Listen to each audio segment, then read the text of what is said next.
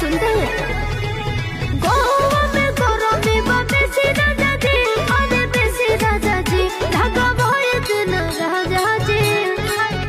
धागा भोए दिन धारा हमें से राजा जी धागा भोए दिन धारा हमें से राजा जी